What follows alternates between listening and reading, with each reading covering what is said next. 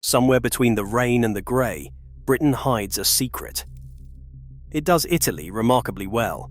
Palm trees on promenades, pastel houses tumbling to turquoise harbours and microclimates that belong on a different map. No passport required. Scattered across these islands are towns where the light changes, the architecture shifts, and the climate belongs somewhere further south. Some were built deliberately to replicate the Italian experience, and others happened by accident. The coast and the weather and the centuries did the work. Here are 15 towns where Britain genuinely feels like Italy. Hey, before we get into it, if you love looking back at the good old days of Britain, go check out my mate Albert at Albert's Old Britain. Trust me, he's bringing back memories you didn't even know you had. Let us begin with the town that was built, brick by brick, to be a piece of Italy on British soil. Portmeirion in Gwynedd, North Wales, population around 1,000. It sits on a private peninsula on the southern shore of the Glaslyn estuary, roughly 5 miles from Portmeirion. Drive through the wooded lanes of Snowdonia to get there, and nothing prepares you for what appears when you arrive. Cobbled streets, a vibrantly coloured piazza, conical turrets and painted facades in terracotta and ochre and sky blue, palm trees, eucalyptus, monkey puzzle trees, and even a giant sequoia shading the paths between buildings. It looks like a village lifted from the Italian Riviera and set down among the Welsh mountains.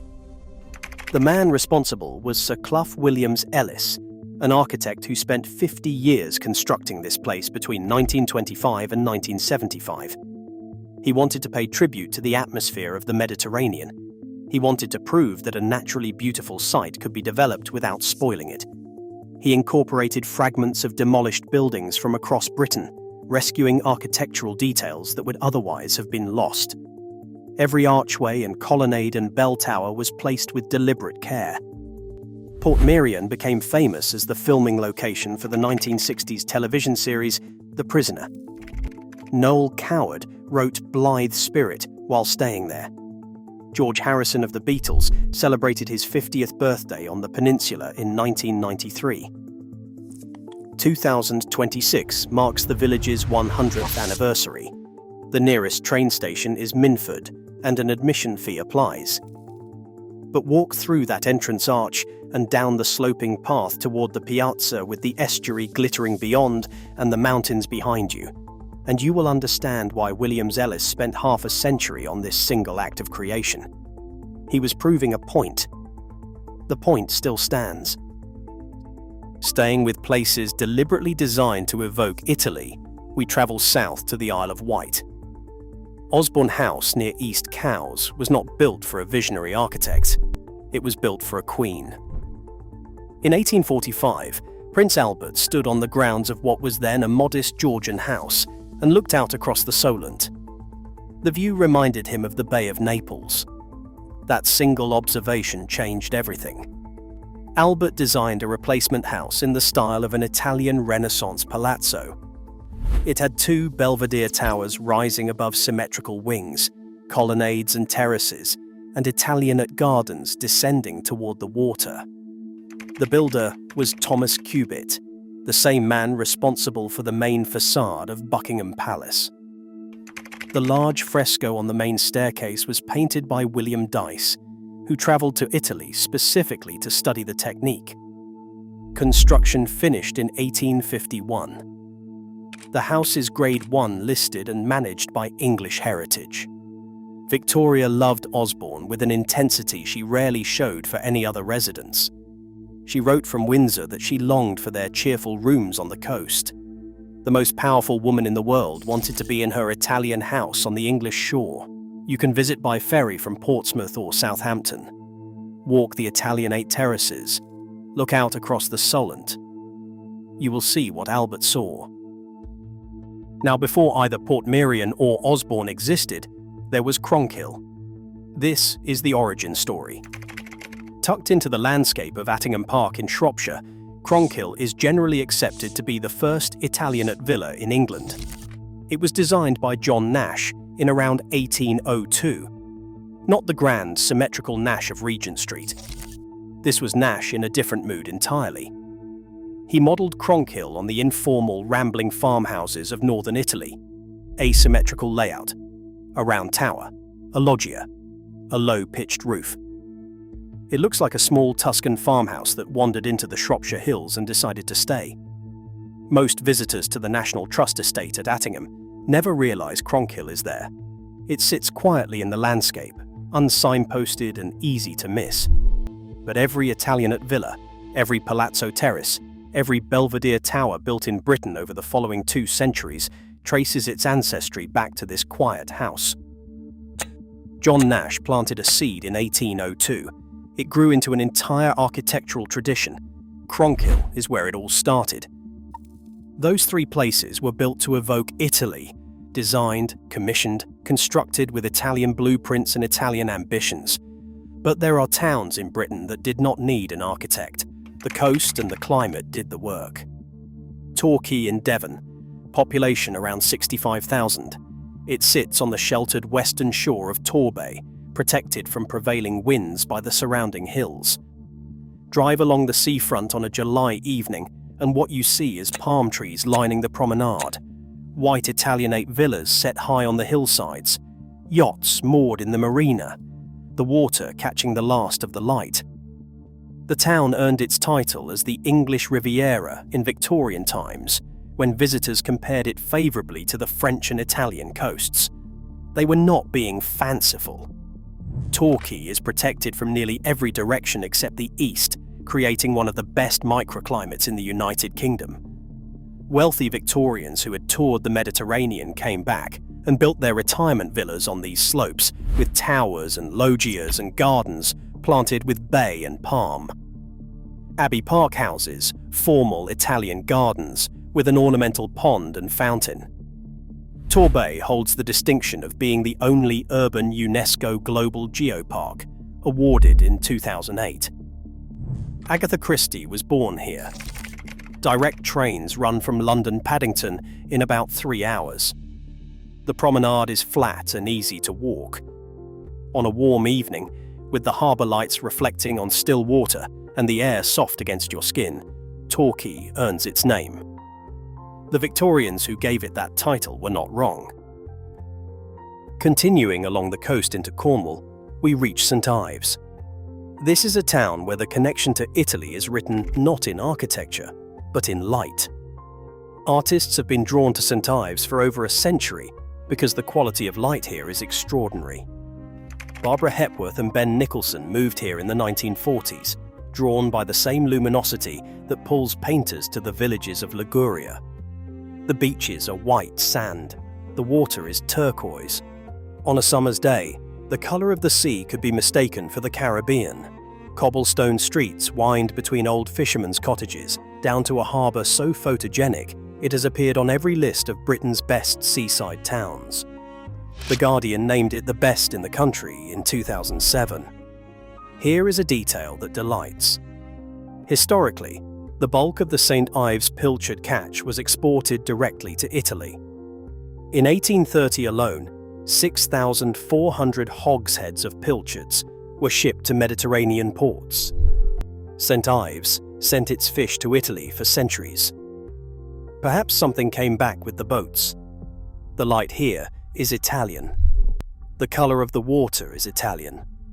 The way the town tumbles to the harbour and the fishermen sit in the evening sun, that is Italian too. You can arrive on the scenic branch line from St Erth, or take the night Riviera sleeper from London Paddington to Penzance and catch the connection in the morning. Across the water on the Isle of Wight, the town of Ventnor offers something different again. Population around 6,000. It is built in terraces down a steep south-facing cliff, virtually identical in layout to an Amalfi coast village. Victorian doctors prescribed Ventnor for tuberculosis patients because of its remarkably mild and dry microclimate. The south-facing aspect and sheltered position create conditions that belong further south on the map. Average winter temperatures rarely drop below 5 degrees. Frost is exceptional. The Ventnor Botanic Garden grows Mediterranean and subtropical plants outdoors year-round. Olives, figs, grapevines. The Victorians called it the Madeira of England. Stand on the esplanade in February with the sun on your face and palm trees behind you, and you will understand why. The same ferry routes that serve Osborne House bring you here.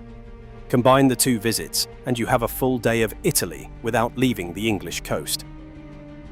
Our last stop on the Riviera run is the smallest, Mousehole in Cornwall, population approximately 700. Dylan Thomas called it the loveliest village in England. The harbour is so tiny it feels like a private cove. Pastel-painted cottages crowd a narrow inlet, and fishing boats sit on the harbour floor at low tide. The scale is identical to the fishing villages of the Cinque Terre. It is 3 miles from Penzance, reachable by bus or on foot from New Lynn.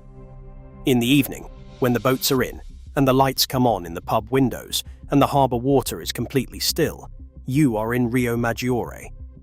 Except you are in Cornwall, and the pasty is better. The Riviera coast offers warmth and light and architecture to match. But Italy is not only coastline, it is also gardens. It is the ability to grow things that have no business growing in Northern Europe. 28 miles off the coast of Cornwall, the island of Tresco in the Isles of Scilly occupies a climate that barely belongs to Britain. Winters rarely see temperatures below 10 degrees. The Isles of Scilly boast temperate conditions unusual for the United Kingdom, with abundant subtropical vegetation thriving in the warmth. On Tresco, Augustus Smith established the Abbey Garden in the 1830s among the ruins of a Benedictine priory. Over 20,000 plants from 80 countries grow here today, many of them Mediterranean, agapanthus, echiums, proteas, aeoniums. The landscape looks like Sardinia. There are no cars on Tresco. You walk or you cycle. The pace is involuntarily Italian. Long afternoons, the absence of traffic noise, the gardens descending to white sand beaches.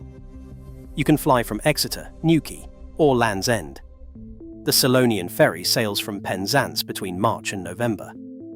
Accommodation on Tresco is limited and books early. Walk through the Abbey Garden in June, past the terracotta pots and the view down to the white sand, and the map becomes irrelevant. Distance from Italy ceases to matter. Back on the mainland, Bournemouth in Dorset offers the Italian garden experience on a grander scale. The lower gardens contain formal Italian gardens, originally built in the 1920s and restored several times since. An avenue of Mediterranean pines runs the full length of the central gardens down to the sea. The town receives some of the highest sunshine hours in the United Kingdom, approximately 1,750 per year. Bournemouth was planned as a Victorian resort with wide boulevards and tree-lined Chinese, small ravines that lead down to the beach like natural passeggiata routes. The town was built for retirement and for pleasure. The Victorians planted the pines, laid out the Italian gardens, and constructed the promenade with exactly this kind of afternoon in mind.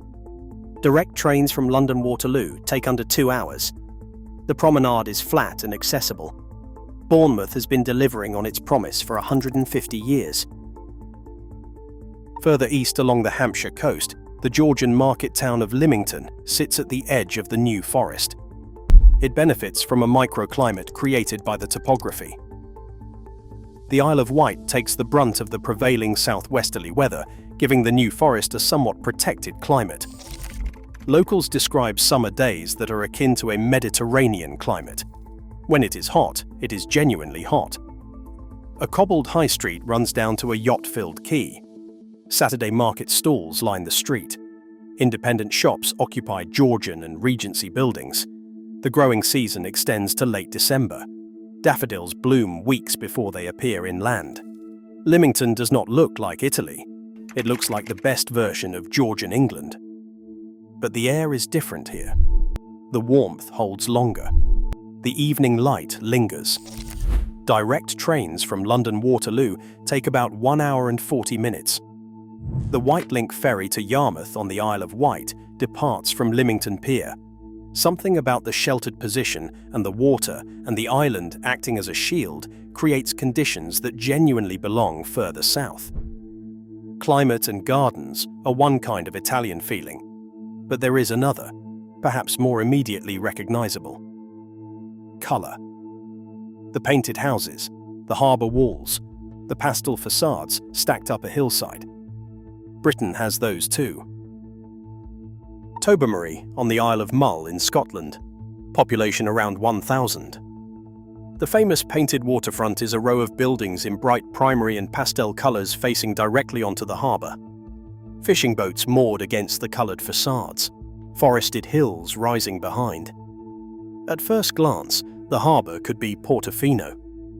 Featured in the BBC children's programme Balamory, Tobermory is recognisable to an entire generation of British grandparents and the grandchildren they watched it with.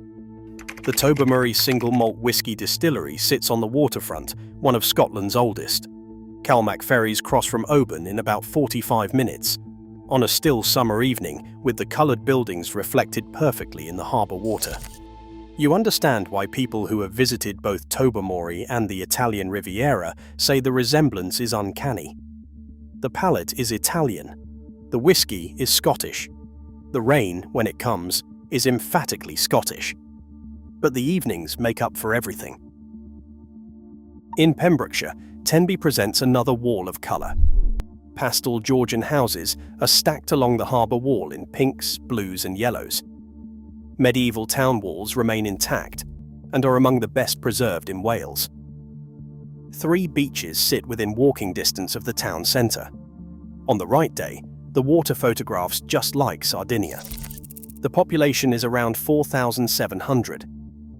Boat trips run to Calday Island, home to Cistercian monks who make perfume and chocolate. Trains connect Tenby to Swansea and Cardiff. The town centre is mostly flat, though some streets climb steeply. Tenby's secret is that it does not try. It is not themed or marketed as Mediterranean. It simply is. The colours were painted by fishermen and publicans. The walls were built in the 13th century. The beaches are just there. Nobody planned this. It happened anyway. Over in North Devon, the village of Clovelly takes the Italian comparison to extremes. A single cobbled street drops 400 feet from the hilltop to the harbour. The gradient is so severe that donkeys and sledges are the only transport. There are no cars whatsoever. The village is entirely pedestrian. Whitewashed cottages with flower boxes cling to the cliff face on both sides of the street as it descends. The harbour at the bottom is tiny, a stone quay with a handful of boats, virtually identical in scale to the smallest fishing harbours of the Cinque Terre. Clovelly has been privately owned by the Roux family for centuries. An admission fee of approximately £9 applies at the top. A Land Rover service operates for those with mobility difficulties. The village asks something of you. The walk down is steep, and the walk back up is a negotiation with gravity. But the harbour at the bottom, the quay, the cottages painted white against the grey Devon Sea are worth every step. Italian hill villages ask the same of you. The reward is the same. On the North Yorkshire coast, Robin Hood's Bay clings to its cliff with the same determination. Red-roofed cottages are packed so tightly together that the streets between them are barely wide enough for 2 people to pass. The narrow alleys are identical to the Carugi of Genoa's old town. This was a smuggling village where contraband could pass from the bottom to the top through interconnecting cellars and attics without ever going outside. Robin Hood's Bay sits at the end of Wainwright's famous coast-to-coast walk, 190 miles from St Bees in Cumbria. The tidal rock pools at low tide are spectacular. The population is around 1,100. Buses run from Whitby and Scarborough. There is no car access to the lower village. You park at the top and walk down. Robin Hood's Bay is not warm. The North Sea is not the Tyrrhenian. But close your eyes to the temperature and open them to the architecture. The packed red roofs, the alleys that twist and switch back, the tiny windows and the washing strung between buildings. You are looking at the skeleton of a Ligurian fishing village, rebuilt in Yorkshire stone and battered by a colder sea. Those towns evoke Italy through colour and shape and the angle of a hillside. But our final entry is something different altogether. It is not a place that looks like Italy. It is a place where Italy came to Britain, where Italian hands built, Italian voices sang, and Italian hearts made something permanent in a foreign land. The Italian Chapel on Lamb Holm in Orkney. This is the most unlikely place on the entire list, and it is the most powerful. In January 1942, over 1,000 Italian prisoners of war, mainly captured in North Africa, were brought to Orkney. They were put to work building the Churchill barriers, the causeways that still connect the southern islands today. The work was hard. The weather was brutal.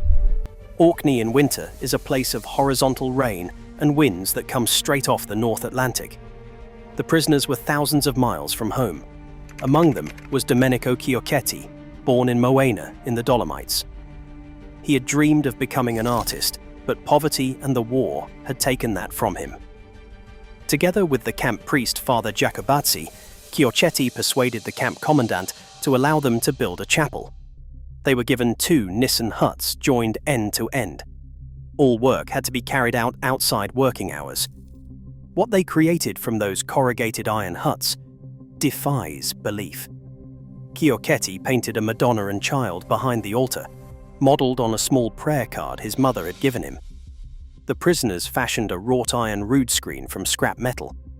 They moulded concrete into an ornate facade. They turned military salvage into something sacred. When you step inside today, the interior is beautiful. Painted vaulting, delicate ironwork. A space that feels as though it belongs in a Tuscan hillside village, not on a windswept Orkney island. The chapel became one of the best-known symbols of reconciliation in the United Kingdom. It receives over 100,000 visitors every year. In 1960, the BBC funded Chiocchetti's return to Orkney to restore his work.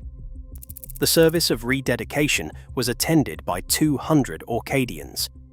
In 1996, officials in Orkney and Chiocchetti's hometown of Moena signed a joint declaration reinforcing the ties between the two places. Antonella Papa, a restoration artist who had worked on the Sistine Chapel in Rome, later lent her expertise to preserving Chiocchetti's paintings. He died in 1999 in Moena, aged 89. The chapel he built from corrugated iron and faith and longing for home still stands on its Orkney island, open to the sky and the wind and the visitors who come from all over the world. Italian prisoners of war, thousands of miles from home, on a windswept island where the rain blows sideways and the sun barely rises in December, took 2 military huts and turned them into a chapel that a restoration artist from the Sistine Chapel thought worth preserving. That is what Italy does. It travels, it builds, it makes beauty where none should be possible, and it leaves something behind that the host country keeps forever. 15 places. It always has been. The flight is not required. The passport can stay in the drawer. You just have to know where to look. And don't forget, if you want a proper trip down memory lane, my mate Albert at Albert's Old Britain has got you covered. Go show him some love.